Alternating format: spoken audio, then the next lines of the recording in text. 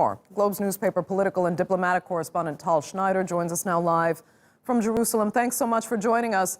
What are the issues, in your opinion, preventing the formation of a government here? Is this a question of the ultra-Orthodox men serving in the military? Is that really the biggest obstacle? It's a little bit wider than just the draft bill.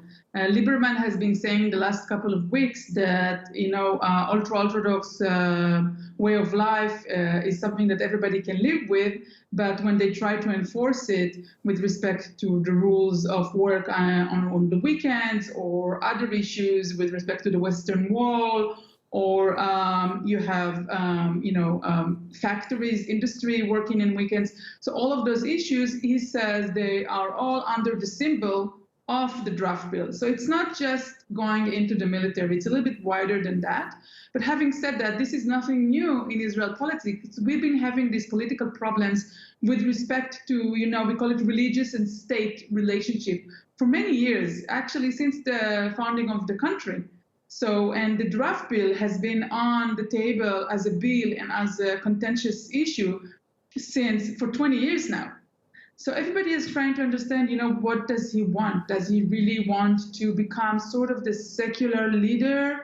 Because the Israeli secular liberal left is no longer represented in the Israeli parliament, as you probably may know, for several years now. Right. It's became a minority, actually, and the majority is the right wing, more of a religious conservative and ultra-Orthodox and all other type of religious factions. So he says, I am the only secular leader in this next government who can represent the entire group of Israeli seculars, and maybe on this platform, he's trying to be better positioned. And now we are up to the stage where the government, and not the government actually, it's an interim government, the Knesset, the new Knesset, is about to resolve within a couple of hours. This is unprecedented in Israel's political history. Right. What do you envision happening now? Will Israelis just have to vote again?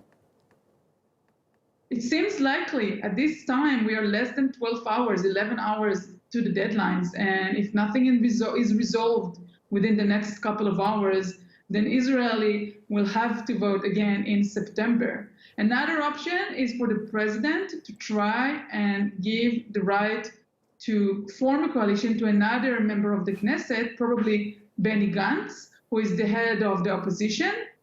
He has a good stance with respect to the number of seats that his party has, but he's having really political issues to form the coalition, to look for the right partners. So it's unlikely that he will be able to do it. Tal, just quickly, would another election, do you think, cost or embolden Netanyahu? He's been winning and over again for so many years. So I would expect that he would win again. Okay. Tal, we'll have to leave it there. Thanks so much for joining us. We greatly appreciate it.